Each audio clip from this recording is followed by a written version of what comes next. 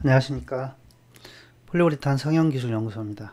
자, 이번 시간에도 지난 시간에 이어서 촉매, 이제 금속 촉매에 대한 부분하고, 여기 보면은 이제 딜레이드 액션 캐탈리스트가 있어요. 그거 조금 얘기를 하겠습니다.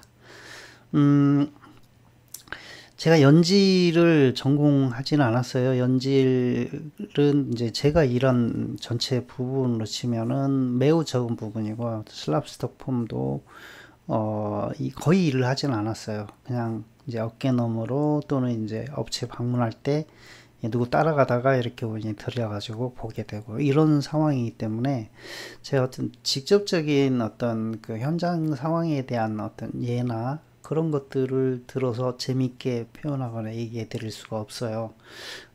조금 이렇게 이 제 강의가 붕 떠 있는 게 사실이에요. 그래서 그 점 감안하고 들으시면 좋을 것 같아요. 그래서 저는 상당히 이제 이 이론적인 부분에 대해서는 어차피 이 공장마다 상황이나 이런 거가 관계없이 똑같으니까요. 예, 그래서 이런 건 얘기를 해드릴 수 있는 거고, 그렇지 않은 부분, 실제 뭐 해봤더니 어떻더라 이런 거는 이제 연질 쪽은 저는 그건 안 돼요. 그냥 주워 들어서 누구한테 누가 이런 얘기를 했더라 이제 정도 그거하고 실제 이제 논문이라든지 이제 밝혀진 화학 이론 요거하고 연관시켜서 이게 맞으면 얘기를 해드릴 수 있는 거예요. 촉매도 마찬가지죠. 이제 연질 슬럽스터 폼 이렇게 나오니까 이제 저는 이제 헉 이렇게 하는 거죠. 제가 이걸 강의를 해야 맞나. 근데 그게 아니고 촉매 강의예요. 촉매 강의. 슬럽스터 폼 강의가 아니라 오해하시면 안 됩니다. 그래서 여기 보면 촉매에 대해서 하나 나와 있는데 대표적인 슬럽스터 폼의 촉매인 스테노스 옥토에이트. 예, 이제 T9 촉매입니다. T9. 틴2 2 에틸 헥사노에이트. 예, 이제 T9 촉매인데 요게 그 연질 폼에서 슬랍스틱 폼에서는 이 갤링 촉매로 굉장히 쓰고 있죠. 그냥 기본 촉매죠, 기본 촉매. 그래서 블로잉 촉매 A1, 그 다음에 이제 갤링 촉매, 틴 촉매 이렇게 해서 쓰고 있는데 이게 촉매가 반응을 이제 촉진하는 거죠. 예, 가만 이거 안 쓰면 너무 느리니까 그래서 반응 촉진하게 되는데 특징이 있죠. 이 촉매의 특징이 뭐가 있냐면 이제 물하고 좀 이 반응해가지고 변질이 되죠. 하이드롤라이즈 또는 이제 산화, 산화가 일어난다 이렇게 돼 있는데 여기 보면은 이제 아민 촉매가 있는데 이 하이드롤라이즈나 옥시다이즈 산화도 당연히 아민이라고 하는 촉매가 촉진하는 게 맞아요. 촉매는 이 하나만 딱 촉진하는 게 아니라 굉장히 많은 여러 가지 이 반응들을 촉진을 해요. 그래서 이제 친핵성 반응 이런 거는 이제 염기성을 띤 어떤 것들은 다 촉진을 하게 돼요. 그래서 심지어는 폼이 만들어져서 분해되는 것도 촉매가 촉진을 해요. 그러니까 그러면 어떻게 해야 되냐? 폼이 만들어지는 과정에서 촉매가 충분히 역할을 하고 분해되는 그 과정에서는 촉매가 역할을 못하게 하는 거 그런 걸 쓰면 돼요. 그래서 이제 이런 게 내구성하고도 연관이 된다 이런 거 생각하시면 되고요. 어, 이게 이제 이 슬랍스토 폼에서 이 T9의 스테노스 옥토에이트의 농도 컨센트레이션 농도가 영향을 주는 거를 이제 다음 그림에 있다 이렇게 돼 있고요. 그 다음에 이제 이 처방은 실험을 해야 돼요. 제가 그래서 이제 강의 초반 앞머리에서 제가 이렇게 해봤더니 이렇게 나오더라. 이건 제가 설명 못한다고 말씀드렸어요. 그래서 참고하시면 되고 T9은 이제 이 슬랍스터 폼만 쓰는 게 아니라 중업 촉매로도 굉장히 많이 쓰여요. 그래서 이 비폼 분야에도 케이스 쪽 이 반응을 촉진하는 쪽에 많이 써요. 근데 이제 DBT T12하고 약간 경쟁광인데 T9보다는 T12를 남폼 쪽에서 더 많이 쓰죠. 이렇게 생각하시면 되고 일단 이거 뒤에 비교를 조금 해볼게요. 구조는 화학식은 이렇게 돼 있고 분자량은 400 정도. 그 다음에 이름은 이렇게 돼 있고요. 이름을 주석 옥토에이트 뭐 이렇게 해서 옥토에이트 옥토산에 주석이 붙어 있는 거죠. 이렇게 돼 있고요. 중합반응 촉매, 이 폴리락틱산 생산에도 쓰인다 그랬잖아요. 그래서 뉴클레오필릭 리액션에는 이제 이런 금속 촉매들이 다양하게 쓰이고 있습니다. 그 다음에 이제 외관은 무색의 액체, 고체 형태로 존재할 수 있다고 돼 있는데 저는 이 T9 고체로 돼 있는 걸 본 적이 없어요. 그 다음에 유해물질, 이 금속 촉매, 유기금속 촉매는 좀 조심하게 다뤄야 돼요. 눈, 그 다음에 피부 이런 부분, 이 닿는 부분들 보호자 안고 꼭 끼고 써야 되는데 이제 이게 폼에 들어간 처방 정도는 양이 굉장히 적어서 묻으면 얼른 손 씻으면 돼요. 네, 크게 문제는 없어요. 그래서 ppm 단위나 이렇게 쓰기 때문에 굉장히 적은 양 쓰기 때문에 얼른 씻어내면 된다. 그래서 꼭 발포 실험을 하거나 현장에서 일을 했다 그러면 이 처방에서 이제 미스트 같은 걸로 날라와서 얼굴 같은 게 묻기 때문에 꼭 샤워를 하십시오. 그러니까 퇴근하면 바로 샤워를 하시는 게 좋아요. 참고하시고요. 이게 아니더라도 다른 게 뭐가 묻었을지 모르기 때문에 그래요. T9하고 T12를 비교를 한번 해볼게요. 이제 전형적인 폴리우레탄 촉매고요. 그 다음에 이제 유기 주석 물질이다, 화합물이다. T9은 스테인리스 옥테이트, 그 다음에 T12는 다이뷰틸틴 딜로레이트라고 되어 있습니다. 그래서 DBTDL이라고 표현을 합니다. 그래서 T9, T12보다는 DBTDL로 많이 불러요. 더 인식이 편하니까. 그 다음에 이제 둘 다 이제 폴리우레탄 중합 촉매고요. 반응을 가속화시키고, 그 다음에 일반적으로 여기 보면 T9이 T12보다 더 패스트 액팅, 패스트 액팅이라고 되어 있죠. 그러니까 T9이 더 세요. 세기로.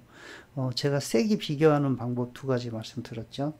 분자량 중에서 여기 펑셔널 작용을 하는 거에 비율이, 이거 보면은 여기는 탄소 체인이 되게 길잖아요. 이게 길게 돼 있죠. 그래서 요 전체 요거를 한 숟가락을 떴다라고 치면은 그 한 숟가락 속에 SN이 얼마가 들어있냐, 요거에 비해서 상대적으로 얘가 많이 들어있죠. 이제 이런 식으로 비교를 하는 거예요. 그리고 이제 뭐 차이는 쭉 설명이 돼 있는데 이거보다는 이제 어플리케이션이 달라요. 연질폼, T9의 연질폼, 그 다음에 T12는 여기 보면 케이스, 코팅, 어데시브, 실란트 이런 쪽에 많이 쓰이고, 그 다음에 또 하나가 요게 이지2 하이드롤라이저, 이 DBTDL이 이거보다 T9보다 훨씬 더 요 가수분해가 되기 쉽다 이렇게 돼 있어요. 가수분해가 되기 쉽다. 그래서 이제 가수분해가 안 되는 물질 이런 것들이 이제 SN 촉매로 개발돼 가지고 쓰이기도 하죠. DBTDL 대신에. 근데 뭐 압도적으로 T9, T12가 이 사용량이 많기 때문에 이제 가격적인 측면에서 유리하죠. 그런 건 참고하시면 될 것 같고요. 특징 차이는 이렇게 세기로 구분했고 용도 차이가 있다. 왜냐하면 세기라는 게 이렇게 이해하시면 돼요. 촉매는 반응을 촉진시키기 위해 쓰는 거잖아요. 근데 이게 우리가 뭔가 어떤 무기를 쓰면 칼에 손잡이가 있듯이 이 총에 방아쇠가 있잖아요. 근데 총은 칼보다 더 위험하니까 하나 더 있죠. 방아쇠 대신에 이 안전 클립이 있죠. 이렇게 해서 안전장치를 딱 담그면 방아쇠도 안 당기게. 그러니까 위험하면 더 위험할수록 어떤 이 안전장치들이 있단 말이에요. 근데 T9하고 T12로 비교를 하면 이게 T9은 굉장히 센 놈인데 안전장치가 없는 거예요. T12는 좀 약해서 안전장치가 있어요. 그래서 어떤 의미냐면 마일드하다 이렇게 표현하는데, 영어로 우리나라로 좀 부드럽다라고 하는 건데, T9은 그냥 막 빨리빨리 막 이렇게 뒤에서 확 밀어붙여서 갈 때 이때가 이제 T9이고, T9에 비해서 조금 순하죠. 얘는 그래서 살살살 달래서 가는 거죠. 근데 얘도 성질이 더럽긴 더러워요. 근데 그나마 T9의 막 이렇게 폭발적인 그런 성격보다는 조금 덜하다는 거죠. 그래서 제어적인 측면에서 T12가 유리하니까 케이스 분야 같은 경우는 반응을 천천히 보내서 이 분자량을 길게 선형으로 만들고 싶을 때 이 케이스 분야들이 이게 많거든요. 굉장히 많아요, 그게. 그래서 이제 그쪽에 이제 T12 그 띤 촉매 중에서도 그나마 이렇게 쓰이고, 이런 거 얘기를 할 때 세기, 그 다음에 구조, 강도, 이 촉매 이런 식으로 생각을 해야 된다라고 하는데, 아민 촉매도 마찬가지예요. 아민 촉매도 마찬가지고 금속 촉매도 마찬가지고, 이게 한결같이 이렇게 공통적인 시각으로 볼 필요가 있어요. 근데 성형하면서 그런 것까지 우리가 알아야 되냐? 솔직히 몰라도 돼요. 이건 이제 제가 지금 얘기하는 거는 원료회사에서 촉매를, 어떤 촉매를 어떻게 선택해서 쓸 것인가에 대한 얘기입니다. 그래서 이제 여기 이 교재 자체가 원료 다오에서 만들었잖아요. 다오 원료회사에서 만들었잖아요. 그러니까 이제 한편으로 보면 이제 자기들이 우리는 이렇게 똑똑해요. 우리 믿고 우리 제품 써주세요. 이런 느낌도 있는 거예요. 이 교재 내용을 잘 읽어보면, 행간을, 의미를 파악을 해보면.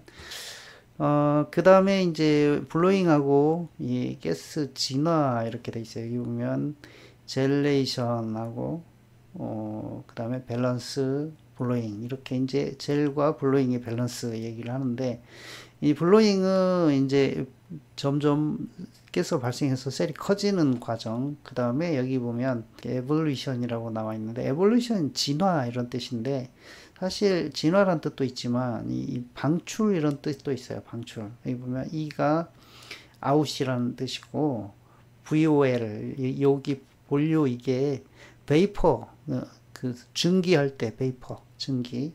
이 베이퍼가 증기가 되는 거죠. 우리 이볼루션 똑같은 거예요. 이볼류, 이베이퍼. 그래서 가스가 방출되는 거. 여기는 이제 블로잉은 가스가 포집돼서 이 점점 부피가 팽창하는 거. 이 두 가지가 뭐하고 밸런스를 이뤄요? 젤레이션, 젤레이션. 점도 증가하죠. 점도 증가. 그래서 이제 이쪽은 아민 촉매가 다뤄주는 거고, 이쪽은 젤링 촉매, 금속 촉매, T9 촉매가 다뤄주는 거죠.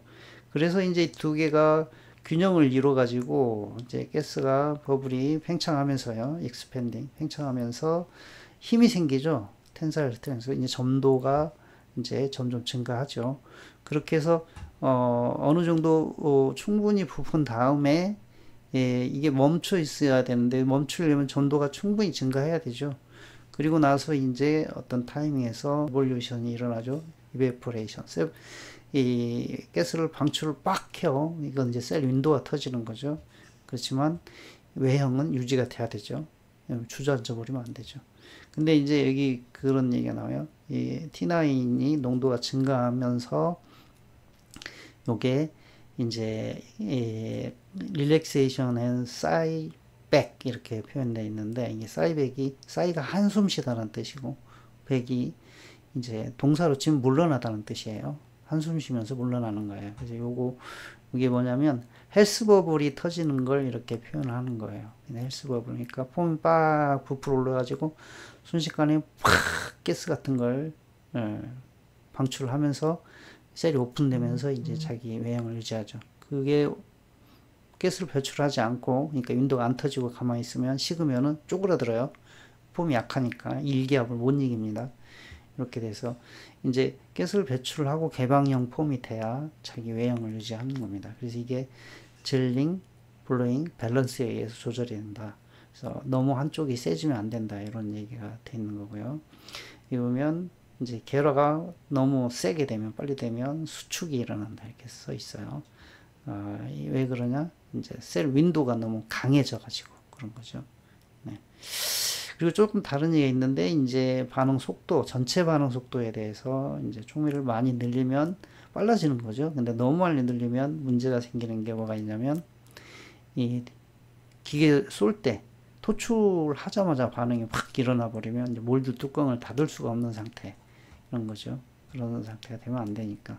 그래서 여기 보면은 이건 이제 몰드 폼에 대한 얘기인 것 같아요. 이 부분에 상한선.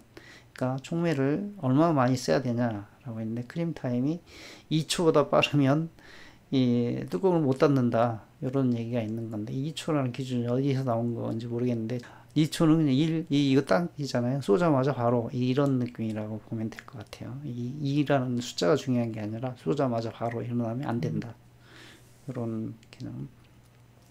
그래서 이제 여기 이 T9 농도가 이렇게 증가할 때, 이 농도가 많이 증가할 때랑 이제 조금 있을 때 차이.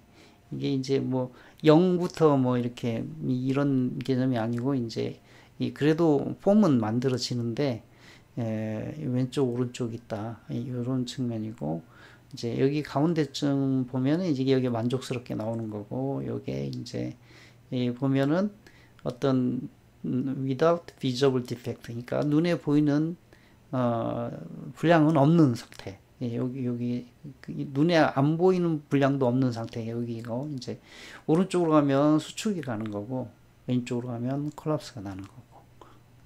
이제 이게 이제 품질 측면에서 보는 거고, 그 다음에 에어플로우 통기성 측면에서 보면 여기가 만족스러운 상황이고, 이쪽이 이제 너무 많이 오픈돼 버리는 거고, 그 다음에 오른쪽으로 너무 많이 클로스가 돼가지고 수축이 가는 거고, 이렇게 되어 있습니다.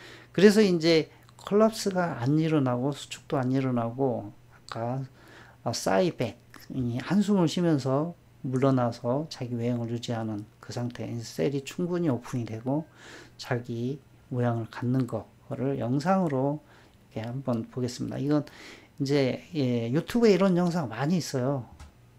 요 사각 박스에다가 이제 TDI 폼을 만드는 거죠. 블록 폼이에요.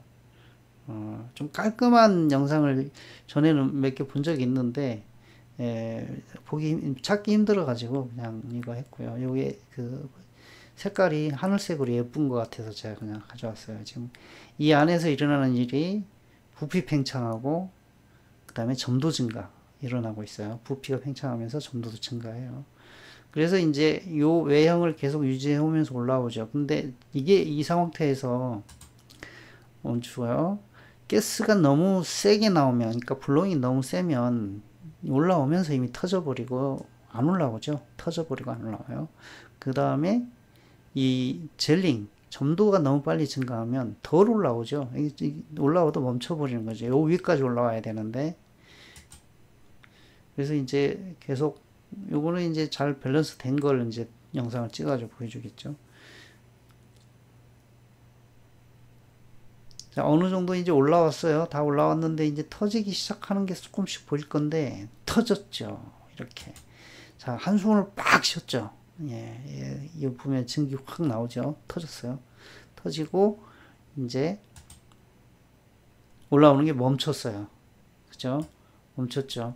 이게 이제 이 상태가 이제 식으면, 이제 폼이 이제 올라오고 멈춰서 식으면 이제 살살 가라앉기 시작해요. 근데 여기는 식는 과정이 안 나와 있어서 그래서 이제 물러나는 거예요. 살짝 물러나요. 그래서 이제 그게 너무 많이 물르면 30% 이상 물러나면, 높이에 30% 이상 물러나면 이제 주저앉게 되는 거고, 주저앉은 걸로 보는 거고, 그 이제 조금 물러나게 만드는 거죠. 최대한 조금 물러나게 만들면, 너무 안 물러나면 이게 전부 클로스드 셀이 돼버리는 거예요. 클로스드 셀. 그러면 나중에 결국 수축 가요. 그래서 이 프레싱 공정이나 이런 거 없으면 이제 수축이 가게 되는 거죠. 이렇게 참고하시면 될 것 같고요. 그 다음에 딜레이드 액션 카탈리스트가 나왔어요. 딜레이드 액션. 근데 주의할 게 뭐냐면, 액션 빼면 이상한 말 돼요. 딜레이 카탈리스트, 이게 지연 촉매.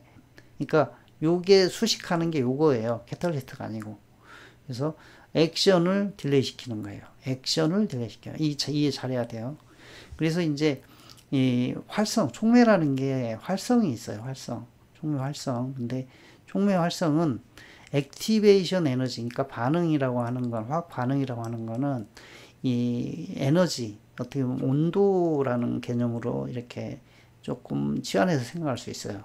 맞지는 않는데 그냥 이렇게 생각하면 그냥 편해요. 온도라는 개념으로 생각하면 촉매는 이 액티비티, 액션, 요거하고 연관이 있어요. 온도하고. 어떤 의미냐면, 어떤 촉매는 어떤 온도에서는 아무것도 아니에요. 촉매 역할을 하지 않아요. 근데 어떤 온도 이상이나 어떤 온도 이하, 보통은 이상이에요. 이상이 되면 얘가 촉매가 돼요. 이게 이제 이런 것들이 있어요. 모든 촉매가 다 그래요. 그러니까 딜레이드 액션 캐탈리스트라고 하는 이 기준이 뭐냐면 상온이라는 거예요. 기준이. 이걸 이해해야 돼요. 상온에서는 캐탈리스트가 아니에요. 근데 40도, 50도 넘어가면 온도가 점점 올라가서 넘어가면 얘가 촉매가 돼요. 그리고 더 폼 내부가 따뜻해가지고 80도 넘어져. 보통 이제 이 잘 측정을 하면 250도 이상 나와요. 그러면 한 200도 되면 얘는 엄청나게 활발하게 촉매가 되는 거고, 그 다음에 반응이 끝나서 다시 식어가지고 폼 속에 들어있으면 걔가 아무것도 아닌 거죠. 이렇게 되는 게 있죠. 이게 이제 온도하고 연관이 있는 거예요. 근데 대체로 아민 촉매는 상온에서도 액션을 해요. 상온에서도. 촉매를 바라볼 때 이렇게 딜레이 액션 기능들이 다 들어있는데 그 기준점 온도가 어디냐, 상온이다. 이 연질에서는 특히 여기 보면은 응용 분야 중에 듀얼 하드니스, 그러니까 이경도, 이중경도 이렇게 표현하는데, 요런 프로세스 같은 경우에는 요런 촉매들이 필요하다라고 해서, 물론 이제 처방이 두 가지죠. 한 폼에, 한 물체, 한 제품에 경도가 두 가지인 원료를 쏘아가지고 그게 잘 융합돼서 한 덩어리로 나올 수 있게 돼 있는 건데, 이제 이 다음 페이지 가서 보고 넘어올게요. 이런 거죠. 여기 보면 이 의자 시트에 관한 얘기인데 이경도 폼이라고 돼 있어요. 그래서 투헤드 타입. 엑싱헤드가 두 개예요. 하나는 가운데 쏘고 또 하나는 양쪽, 뭐 이쪽 저쪽 이렇게 쏘고, 이런 식으로 투헤드 타입이고, 그래서 금형 내부에 다른 주입 헤드 두 개를 써서 각각 연질폼, 경질의 액성폼인데, 여기 경질이라고 써놨는데 이거 오해하시면 안 돼요. 리지드 폼이 아니라 연질보다 모어 리지드 이런 뜻이에요. 모어 리지드, 그냥 리지드 아니고. 그래서 연질 폼인데 조금 더 딱딱한 거 이렇게 해서 쏘는데, 이게 왜 필요하냐, 여기 보면 사용자의 신체에 맞닿는 의자 부분은 부드럽고 연한 연질 폼으로 발포 성형되고 이렇게 했는데, 여기는 좀 숨겨진 게 있죠. 숨겨진 게 뭐냐면, 이 사람의 몸무게를 지탱해야 되는 부분하고 그렇지 않아도 되는 부분하고 이 차이거든요. 몸무게를 지탱을 해야 되는 부분에 대해서는 그 기능이 있는 거죠. 그게 이제 진동이라든지 어떤 안락감 이런 게 좀 다르니까 이 정도를 하게 되는 거죠. 그래서 이제 이렇게 그 둔부, 허벅지 이런 부분에 안락감을 제공하고 사용자 의자의 좌우 한쪽에 쏠리지 않고 중앙 부분에 안정적으로 착석하도록 이렇게 해서 이제 이 용도, 위치에 따라, 부위에 따라서 폴리우레탄 폼이긴 한데 외관상 구별이 안 되는데 기능하고 역할이 달라지기 때문에 그거를 최대한 사람의 편의성을 위해서 이렇게 만들어주는 거. 이게 이제 과학이고 이게 기술인 거죠. 이제 이렇게 해서 이 정도 필요한데, 그때 이 액을 동시에 딱 쏘기 시작하면 동시에 반응이 일어나거나 이렇게 되거나, 아니면 연질이고 좀 더 경질 쪽인데 이런 것들의 차이, 물성 차이를 내기 위해서는 촉매를 달리 써야 되는 거죠. 그래서 그러다 보면은 not very active, 그러니까 룸 템퍼러처, 실온에서는 바로 액티비티가 없는데 이렇게 웜업, 반응 엑소섬, 반응열에 의해서 웜업 되면 이제 폼 물질이죠. 이제 이 이소폴리올 섞어져 있는 물질 이 안에서 촉매가 들어있는데 걔가 이제 따뜻하게 데펴지면, 예를 들어서 몰드에 쏟아져서 부어가지고 몰드 온도가 얘를 데피거나 이런 것도 있고, 그 다음에 안에서 반응 열에 의해서 데펴지거나 이러면서 이제 특정한 온도가 되면 이제 얘가 활성화되기 시작해서, 그래서 촉매 역할을 한다 이렇게 돼 있고, 여기 보면 3급 아니죠, 4급 아모늄염 이렇게 했죠. 터시아리 아민 솔트, 아모늄 솔트인데 아민이라고 써 있네요. 그래서 4급 아모늄염 이런 게 4차 아민염인데, 터시아리. 왜냐면 3차 아민은 그 N에 3개가 붙어 있는 건데 하나 더 붙은 거예요. 그래서 조금 잘못됐네요. 4차 아민염입니다. 4개가 붙어 있어요, N에. 그래서 플러스 마이너스 이온이 되는 건데, 여기 이제 산에다가, 여기 산에, 아민이 붙어 있는 거죠. 그러니까 산염기 2개가 붙어서 염이 되는 거죠. 이런 것들은 이제 이 상온에서는 그러니까 산과 연계가 이렇게 붙어 있으니까 중화돼 있다고 하죠. 중화돼 있으면 중화라는 거는 힘이 없다는 얘기예요. 알칼리도 아니고 산도 아니고 중화돼 있는데 우리가 필요한 건 알칼리예요. 폴리우레탄에서는 이제 아멘기가 있어야 되는 거죠.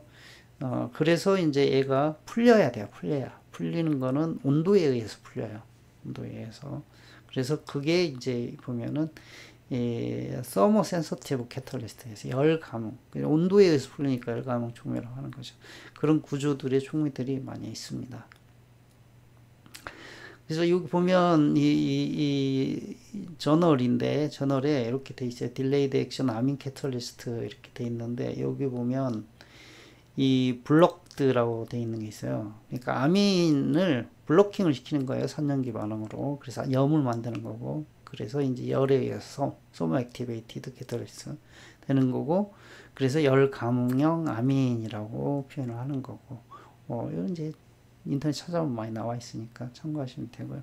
근데 중요한 건 뭐냐면 어느 온도에서 얘가 반응하는 거냐, 상온에 가깝게 이 센서티브냐 아니면 상온보다 멀게 센서티브냐 이렇게 되어 있는 거고. 참고로 금속 촉매 지금 다루고 있잖아요. 우리가 지금 금속 촉매를 다루고 있어요. 여기 보면 금속이잖아요. 그럼 여기 산이죠, 산. 이 금속은 보통의 경우에 여기 보면 이온이죠. 산 마이너스 플러스 산염기 중화가 돼 있잖아요. 그쵸? 그래서 굉장히 강한 알칼리고요. 여기는 산이에요. 약산. 그래서 산염기 중화되어 있기 때문에 모든 금속 촉매는 열에 의해서 민감해요.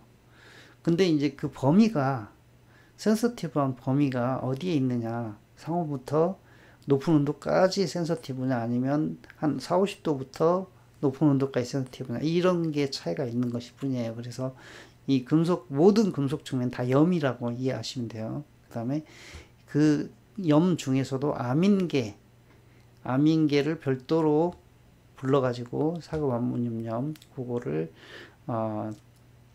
열 감응형 촉매라고 따로 이제 부르고 있는 거죠. 정리할게요. T9, T12 촉매 특징에 대해서 T9 시점에서 한번 봤고요. 그 다음에 젤링 블루잉 밸런스에 대해서 다뤄봤습니다. 그리고 좀 전에 딜레이드 액션 캐탈리스트하고 이경도 폼에 대해서 얘기를 했고요. 기타 이제 조금씩 제가 촉매 관련 정보들, 구조, 세기, 강도 이런 측면을 얘기를 해드렸어요. 내가 많이 알고 정확히 알수록 내가 어떤 오류를 범하거나 문제를 파악해서 해결하는 데 도움이 되기 때문에 조금씩 이런 정보를 알고 있는 게 필요할 수도 있습니다. 당연히 원료회사들은 엄청 열심히 공부해서 저보다 훨씬 더 많이 알고 있어야 되는 거죠. 어쨌든 강의는 이걸로 마치겠습니다. 감사합니다.